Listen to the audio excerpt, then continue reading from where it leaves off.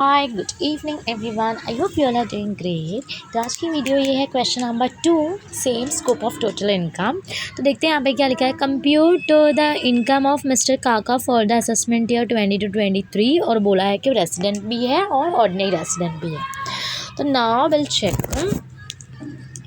So the first one is, like, question is given, interest on company deposit in India 70,000. Next है income deemed to be earned in India 31,000. Income from business situated in Japan and control in India 84,000. But यहाँ पे कुछ twist किया है question में, जैसे कि दिया है 40% is received in India and balance is received. Balance mean 60%। वो कहाँ रिसीव्ड हुआ है? वो हुआ है outside India. After that, salary received in India for services rendered outside India, that is 92,000. Interest received from the government of India, okay, from the government of India, मतलब government of India is a source. It doesn't mean कि वो उधर मिला है, बल्कि वो क्या है, एक सोर्स है कि सोर्स ऑफ इनकम उससे मिला है। After that, interest received from foreign company outside India on capital which is utilized outside India 70,000. Next step, past untaxed profit of the year 1920 brought into India in May 2020-21. Royalty received in India from a non-resident in respect of technology used by person outside India, that is 50,000. Next transaction is given, pension from a former employer in India received in Nepal 2,30,000. अब इसे कैसे solve करेंगे? तो as I told you, मैंने यहाँ पे फिर से आपको बताया, पहले आप ऊपर लिखोगे computation of total income. Computation of total income लिखना है, फिर आपको लिखना है नेम ऑफ द एसेसी। तो मिस्टर काका दिया है, उसका नाम। स्टेटस बोला इंडिविजुअल, प्रीवियस ईयर है 21-22, असेसमेंट ईयर दिया है 22-23। तो ये सारी इन्फॉर्मेशन आपको लिखनी ज़रूरी है, तो प्लीज़ इसे लिखिएगा।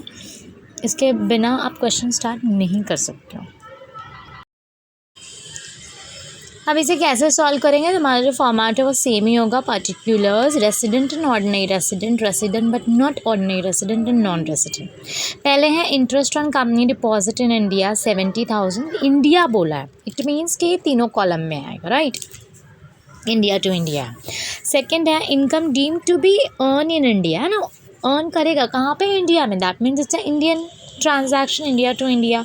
तो इसीलिए तीनों कॉलम में आ जाएगा 31,000, 31,000, 31,000। नेक्स्ट है income from business situated in Japan and control in India, है ना, control in India, that means it's what, Indian income. तो तीनों में आएगा 33,600, 33,600, 33,600। नेक्स्ट है income from business situated in Japan and control in India, है ना। तो देखो ये वो वाला है जो बोलते हैं अगर इंडिया में रिसीव्ड होगा तो तीनों में आएगा 40%, और 60% जो बचा है वो क्या है, for India, foreign to India है, तो इसीलिए फर्स्ट 2 कॉलम में आएगा, थर्ड कॉलम में नहीं आएगा। उसके बाद में नेक्स्ट है salary received in India for services rendered outside India, है ना, रिसीव्ड इंडिया में हो रहा है। तो रिसीव्ड इंडिया में हो रहा है, मैंने पहले भी आपको बहुत बारी बोला, जब भी इंडिया में कुछ चीज़ रिसीव्ड होती है या फिर अर्न किया जाता है इंडिया में तो वो टैक्सेबल होगा, इसीलिए तीनों कॉलम में आ जाएगा 92,000, 92,000, 92,000। नेक्स्ट है interest received from the government of India. तो government of India, this is a source of income, वहाँ से आ रहा है, इसका मतलब ही नहीं कि वहाँ पे रिसीव्ड हो रहा है, that is what source of income. But मिल कहाँ पे रहा है? आउटसाइड इंडिया बोला है ना, received outside India, but actually है तो इंडियन इनकम ना, तो टैक्सेबल होगा। इंडिया इतना तो मेहरबानी नहीं करेगा हम पे कि हमने इंडिया में कमाया तो बोलेगा ठीक है अभी बाहर आपको मिल रहा है ना तो आप टैक्स मत पे करो, ऐसा तो नहीं होगा। Obviously Indian tax will charge, no tax, they will charge the tax, so that's why it is taxable in all 3 column because it is earned in India. उसके आगे नेक्स्ट कंटिन्यू करेंगे question, interest receive from foreign company outside India on capital which is utilise outside India.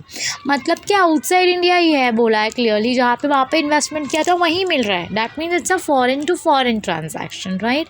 तो इसीलिए foreign to foreign होता है तो only in first column, that is resident and ordinary resident, वहाँ पे आ जाएगा, बाकी 2 में नहीं लाएगा। आगे है past untaxed profit of the year 1920 brought into India in May 2021। तो past untaxed profit जो भी होता है या फिर होगा, past होगा या फिर untaxed होगा, remittance होगा, तो ये जो भी वर्ड आएंगे ना तो यहाँ पे हमको नील यूज़ करना है। तो मैंने वही लिखा है, तीनों कॉलम में नील आएगा। आगे है royalties received in India from a non-residential in respect of technology used by such person outside India। तो रॉयल्टी मिल रहा है उसको।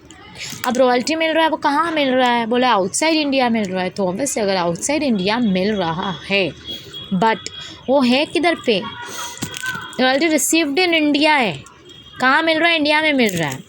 और किससे मिल रहा है, वो पर्सन जो है वो आउटसाइड इंडिया है भी, बट है Indian income. Don't get confuse. हाँ, पर्सन जो है वो आउटसाइड इंडिया में है अभी, मे भी कुछ काम से गया होगा, बट जो मिल रहा है वो इंडिया में मिल रहा है और इंडिया में उसने कुछ किया है जिसकी वजह से उसको रॉयल्टी मिल रहा है। तो इट मीन्स, अभी रॉयल्टी सबको पता नहीं होता रॉयल्टी क्या है। रॉयल्टी क्या है, जैसे कि अगर आप कोई बुक लिख रहे हो एज अ ऑथर, तो you will get some kind of commission on the, I mean remuneration for that. तो that is called as what, royalty. जो बुक का जो प्राइस होता है, मे बी उसका 10% और 20% समटाइम, तो that is called as what, royalty. तो वो रॉयल्टी मिल रहा है अभी। वो जो इसने, जैसे कि for example I am also author, तो मैं अगर फॉरेन कंट्री में हूँ बट मैंने यहाँ पे बुक लिखी है, तो I am getting royalty year only, no. तो उस सिचुएशन में मैं बाहर हूँ तो क्या हुआ, मे बी मैं विज़िट पे हूँ या फिर कुछ कॉन्फ्रेंस में हूँ, but I am eligible to pay the tax. तो वो क्या होगा, टैक्सेबल होगा, क्योंकि मैंने इंडिया में ही अर्न किया और इंडिया में ही रिसीव हो रहा है। It doesn't make any difference कि if I am living outside India और whatever. The thing is where I earn and where I received in India, that means it is taxable in India. तो तीनों column में आ जाएगा 50,000, 50,000, 50,000। उसके बाद में next है pension from a former employer in India received in Nepal. अब पहले तो हम ये वर्ड का मीनिंग समझेंगे। फॉर्मर क्या होता है, फॉर्मर मतलब एक्स, जहाँ पे तुमने वर्क किया था पहले, पास्ट में जब तुम करते थे। तो अब वहाँ से रिटायरमेंट के बाद क्या आ रहा है, पेंशन आ रहा है, और वो कहाँ पे आ रहा है, इंडिया में आ रहा है। बट रिसीव कहाँ पे हो रहा है, नेपाल में हो रहा है। तो इंडिया टू फॉरेन ट्रांजैक्शन है, तो कहाँ आएगा, only first 2 column, third column जो होगा वो नील होएगा अकॉर्डिंग टू द रूल।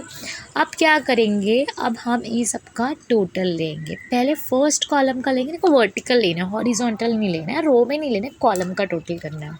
जैसे कि इसके पहले जो अमाउंट्स थे वो सारे उसमें सब ऐड करेंगे, 70 प्लस 50,000 प्लस 2,30,000, तो ये हो जाएगा 7,87,000।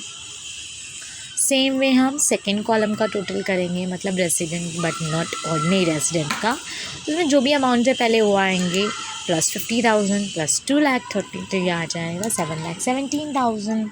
सेम वे मैं थर्ड कॉलम का करूँगी, नॉन रेसिडेंट का। तो जो पहले के अमाउंट्स थे वो सारे लेंगे, फिर उसमें ऐड करेंगे 50,000, तो ये मिल जाएगा 4,36,600। तो this is what the computation of scope of total income which is taxable of mister काका। जो मिस्टर काका है उनको टैक्सेबल है, उनको इसके ऊपर क्या करना है, टैक्स पे करना है। ओके, आई होप ये क्वेश्चन सभी को समझ में आया होगा। अगर आपको कुछ डाउट है तो आप मुझे ईमेल आईडी मैंने मेंशन किया है, वहाँ मेल कर सकते हो, या फिर you can comment below, definitely will reply. Thank you so much for watching my YouTube channel. If you like this video, please share, subscribe and comment, like.